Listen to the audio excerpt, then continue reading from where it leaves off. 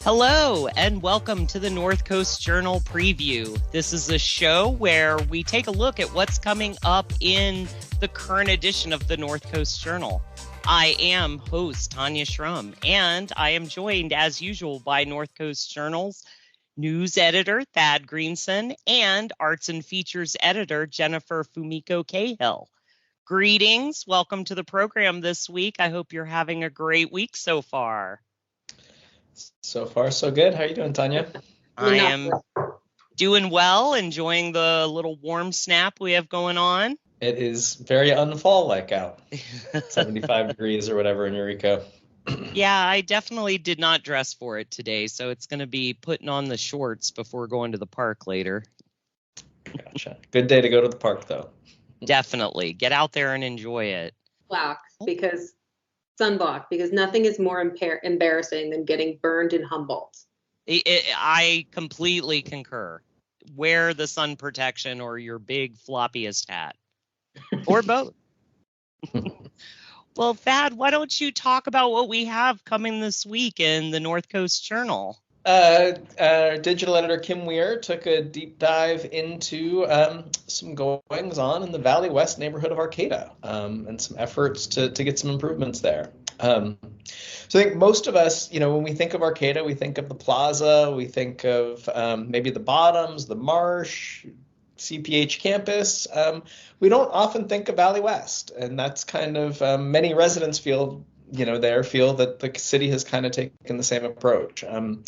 So Valley West is the area off of Gwintoli all the way over to Boyd Road along U.S. Highway 101.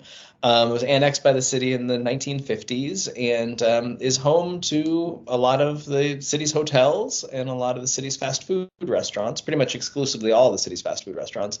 And many people feel like not a whole lot else. But Valley West residents have been working for years now to kind of change that perception and get a little bit more attention from the city and see some projects that they've really wanted to prioritize seeing through. So Kim caught up with Kimberly White, who's a fairly recently seated council member and believed to be the city's first council member from Valley West. And so she really got cut her organizing chops, so to speak, working with the, it's the Community United North Arcada. CUNA is the acronym. And that started working with that group, and that group is initially formed around kind of helping residents of that area through COVID. And so kind of one of these really grassroots, really localized efforts to see what neighbors needed and kind of band together to meet those needs. And so lots of food distributions and those kinds of things. And then as time went on, this group kind of turned its attention more to lobbying the city for neighborhood improvements because they realized there was a lot of, stuff that they communally wanted that most neighborhoods have. Things like parks and, especially for an area with a business district, a public restroom and added bus stops and repaved roads. Things like that. And so they have been working to kind of lobby the city for those to some pretty impressive success. Now, I have noted some of those improvements that have been made, such as the community park and the community bikes. Definitely doing some great work there. Yeah, and a lot of beautification projects too, as far as there's been a number of murals painted, including one at the new basketball court. And there's some really exciting things, kind of right on the horizon.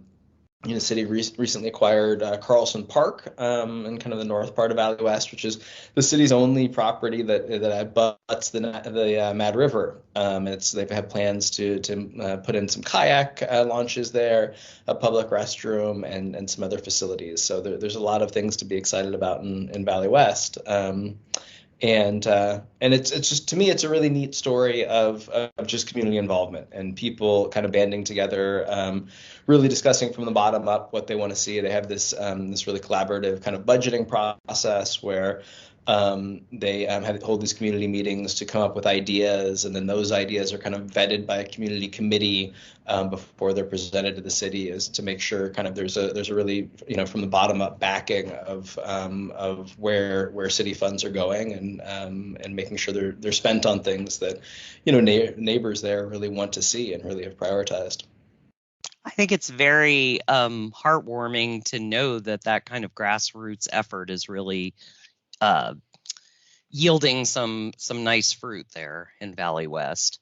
Any final thoughts on this story, Thad? I think that it's just what you were saying of kind of that neighborhood effort, and then it's to me it's a really neat example of how those things kind of snowball and just build on each other. And so there's this effort that prioritized a project to put in a barbecue pit in the park and kind of gussy up a community park, and then just recently, I think it was last month, there was they held kind of an event there and had a big barbecue that 100 or so people came, that really helped neighbors kind of reinforce those bonds, brought new people from the neighborhood, including a couple multifamily apartment buildings that have been kind of converted to transitional housing. And then there's a motel there that is housing a bunch of CPH students. Kind of brought them into the neighborhood, and by all accounts went really well, and just kind of brought more unity and more voices to the table, so that the next time Valley West residents want to see something done, there's going to be more people kind of pushing that effort forward. Absolutely. And I think it's a great story, and I think it's a great effort all the way around. So what else do we have in the journal this week to cover? I spent much of yesterday covering a Board of Supervisors meeting, and specifically looking at the board's kind of looming decision about what to do, or I guess a decision that had been looming for a couple of years now, what to do with Measure S. So Measure S, for those who don't remember, is the cannabis excise tax that voters of Humboldt County passed back in 2016, imposing a $1 to $3 per square foot tax on cannabis cultivation in Humboldt County. And so when the cannabis wholesale market tanked a few years ago and just really plummeted, leaving a lot of farmers kind of on the brink of insolvency, the industry really put forward a really concerted effort to lobby the Board of Supervisors for tax forgiveness. And so what the board did then is kind of suspended implementation of Measure S for 2 years. And that we're up against that 2 years now. And so the board's decision now is whether to re-implement Measure S, if so, to what degree, and then what to do about this massive amount of back taxes that cannabis farmers owe in Humboldt County. So first, the board decided that it is going to re-implement Measure S, but only at 10% of the original rate. So a really nominal fee.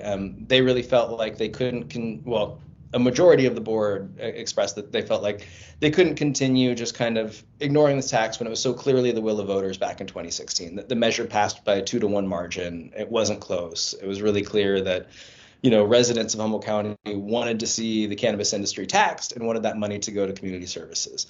So moving forward, for at least the next year, the 2024 cultivation year, cannabis farms will be taxed at this 10% rate. But then, like I said, the much bigger question is currently the industry owes more than $14 million in back taxes. And the board and other folks really want to see that money repaid. And there's a question of kind of how strongly to enforce this. And so there's some folks who want to see anybody with a back tax bill that isn't kind of complying with the payment plan to come up to speed, to see their license revoked. And then there's some folks that feel that it's probably too harsh, and maybe a license suspension or something like that is more in line. In any event, these are things that are going to be talked about at a future meeting. Staff is going to come back to the board with some proposals for options. And in the backdrop of all this, too, there's another $2 million outstanding from the cannabis industry to the Humboldt County Building and Planning Department in unpaid permit fees. And so there's kind of a parallel conversation about how to make sure these fees are paid without, understanding that this is an industry that is facing a great deal of financial challenges right now. And most would agree is very important for the economic health of Humboldt County long term. But none of this is happening in a vacuum. And as Board Chair Steve Madrone pointed out during the meeting, we have 14 million in unpaid taxes, 2 million in unpaid fees. That's 16 million. And the county's budget deficit this year was 17 million. So that comes really close to putting the county into a balanced budget territory, as opposed to pulling 17 million out of its very limited reserves, which it did this year to balance its books. Wow, it definitely sounds like some brainstorming needs to happen on both sides. Obviously, we want the farmers to be able to be compliant, but there's also, what do we do to keep them solvent in this ever-changing landscape of Humboldt potato growing? Yeah, it is a challenging time, and I don't think there are any easy answers, because we certainly heard from a number of farmers at the meeting who are saying that the finances and the economic outlook has not changed markedly. Ross Gordon from the Humboldt County Growers Alliance addressed the board and said that they did a survey of farmers last year, of members of the alliance last year, and I think 65% reported that they were selling cannabis at less than cost, so less than what it cost them to produce it, which is obviously not sustainable. So a lot of challenges facing the industry right now, and facing the county as to how to regulate it effectively.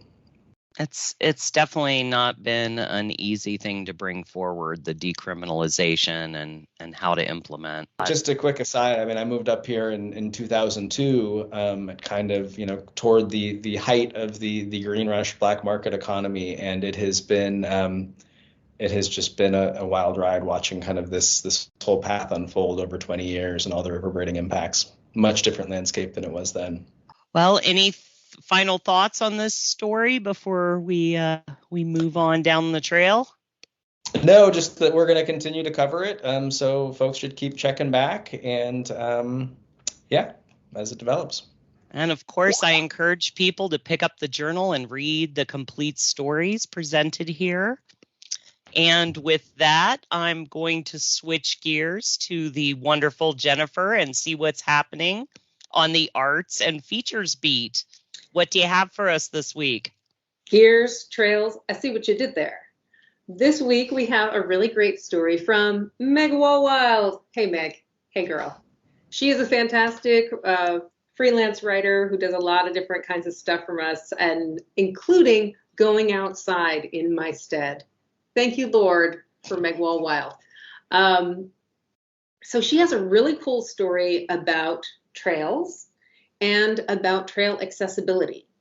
So trail accessibility, if you're not familiar with the whole business of accessibility already, we have issues of street accessibility, business accessibility, making it so that people with mobility issues can use and access all kinds of things in town. But we also have issues of, access for public parks, beaches, things like that. And as Meg points out, actually toward the end of her story, recently, the Clam Beach, which exit was it? It's the North Day Use parking lot entrance, has this mat that they've installed so that a wheelchair or other, so it's more of a wheelchair can go across it, and also it's more of a stable pathway. And I don't know if you've ever tried to access Clam Beach before, but there were like random disintegrating pallets kind of over, just sort of placed over muddy areas. And let me tell you, trying to cross it in heels was one of my worst ideas. They were sandals. It was fine. Anyway, but some of the mobility access issues in parks are the trails, right? Because trails are bumpy and, they're not great for a chair that is not designed for rough terrain. Enter David's Chair. This is a nonprofit organization that's set in Oregon and in Medford, I believe. And they have been working with the Redwood Parks Conservancy and California State Parks to provide track chairs to parks. There are already a few of them in parks in Oregon. And now they've added these chairs, or one of these chairs, to the Prairie Creek Redwood Park. So this chair, you got to see it. It's amazing. It has tank treads.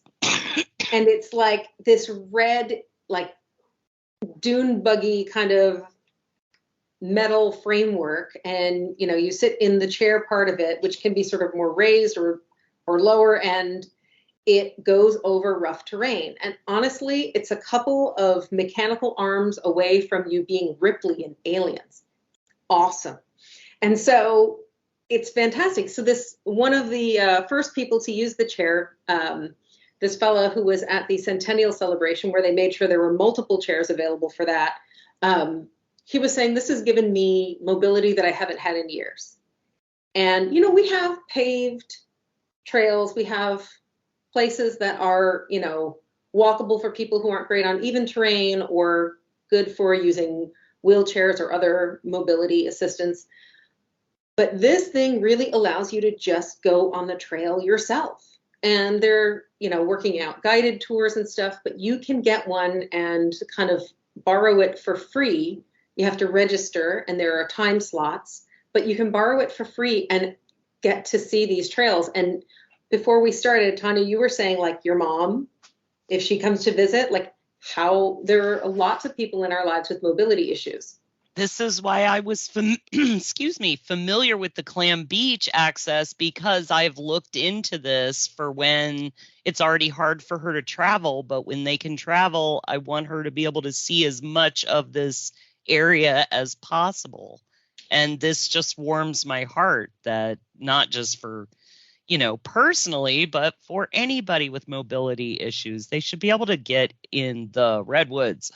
Yeah. And, lots of people who even are fine walking shorter distances, something like a trail might be too challenging. And it has been pointed out to me a number of times that we are all at some point going to be disabled. If everything works out and you live a long life, chances are you will have mobility issues at some point. And, pretending that we don't need to make parks accessible for everyone is just craziness. So it was a really great story, really, really happy to hear about. And you can see the details about how to reserve a chair and et cetera, and also learn more about David's chair in the story. Thank you so much for this. And so, Jennifer, what else do we have going on for this warm weekend? Tanya, how was your weekend planned? Is it my weekend is pretty exciting this weekend. So okay, because it is an exciting weekend in Humboldt. I know you thought summer festivals were over, but this is Humboldt summer. It goes through October, okay? And now, honestly, with climate change, who knows how long summer will last here. But we have like 5 different things happening this weekend that are all big. Number 1, there is the Redwood Coast Music Festival. How many gigs? 100 gigs. Yeah. 100 gigs, people with upright basses, people with washboards, not the abs, the instrument, maybe the abs. I don't know their lives. Lots and lots of different music, everything from like bluegrass to rockabilly, all over the city of Eureka, a bunch of venues. You have to go to rcmfest.org to see the massive chart and pick your battles, or get yourself a pass for the whole 2-day event and or actually it's 3 days. It's October 5th through 8th. And it's a nonstop party. So enjoy. Also happening on Saturday, October 7th. Do you enjoy apples? Because all the apples are in Fortuna at the Fortuna Apple Harvest Festival. I don't know if we're having hay rides this year. Sometimes they've been saying that they don't have the hay rides, but then I saw pictures of a hay ride. I don't know if we're having a hay ride, but there's all kinds of cider pressing and stuff. And I'm sorry, it's the most wholesome thing in the world. So go enjoy that. And if you are still hungry, from 11 a.m. to 7 p.m. at Bear River Casino Resort is Taco Fest. Oh, yeah.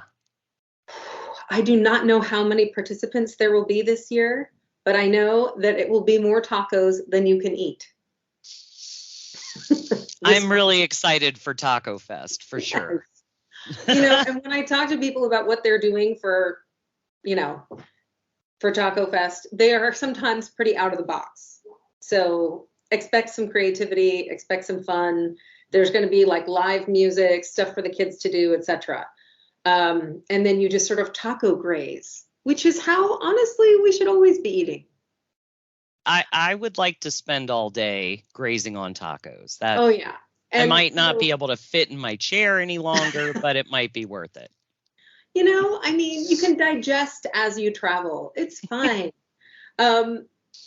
There's also the Festival of Dreams Outer Fringe thing that NCRT does, this thing with the city of Eureka where they have performances and like parades and stuff and all kinds of like funky activities with costumes and theater. So definitely go to North Coast Repertory. It's ncrt.net. Oh. But their schedule is online too, and there's all kinds of stuff. And they might even be adding things last minute. I'm not quite sure. And because there's just not enough happening, the Ethnic Food and Dance Festival is happening on, what day is that? That is, I'm getting my days mixed up, also the 7th. My God, I'm going to be busy. It used to be called a Taste of Orthodoxy, I believe, but that sounded very serious. And the Ethnic Food and Dance Festival, get this, do you know how only once a year the Greek Euro stand shows up at the 4th of July? It will be here. Ooh. I know, it's the St. Innocent Orthodox Church is where it's being hosted, and they have the Euro booth and other kinds of Eastern European ethnic food, a Russian tea room, and of course, Chibritsa, everybody's favorite, I guess, multi-ethnic European folk music troupe with folk dancing sometimes. And they'll be playing, and I think I'm going to be hitting that one up because I love a Byzantine chant. So it's just a ton of things happening. And, Kali Koziris, our calendar editrix, has been scouring all of these events and bringing all the information together. If you have something that's coming up and you want to make sure that it makes our calendar inclusion is free, folks. And you can go to northcoastjournal.com or calendar at northcoastjournal.com. That's true. You can email her, or you can go to our website, and if you hit calendar, you'll see a little red submit button in the upper right-hand corner, and that is where you can upload your event for free. You can add pictures, you can add all kinds of descriptors, etc., and we'll try to get it into the calendar. And Kali is the one who sorts through all of this madness and pulls out kind of the most fun things for the weekend, at least to us. Usually something that has a little something for the kids, something for, adults, and, God willing, something with tacos. Exactly.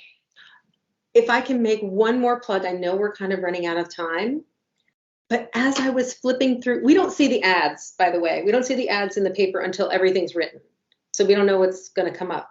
But as I was going through the calendar this morning, I saw that someone has put in an ad for their lost parrot named Billy. And Billy is apparently a 28-year-old, God, parrots live a long time, a 28-year-old female Senegal parrot. And yes, Senegal, different climate. So Billy needs to get home soon. Anyway, she's apparently a gray, green, and yellow little parrot, and she needs to get home, and they've got a reward if you find her too. So everybody be on the lookout for Billy. Absolutely. And if none of these festivals were your forte, check out the calendar for all the fun things going on this weekend. So much. And of course, pick up the North Coast Journal and check out all these fine articles this week. That's all of our time. And the current edition of the North Coast Journal is available on newsstands now.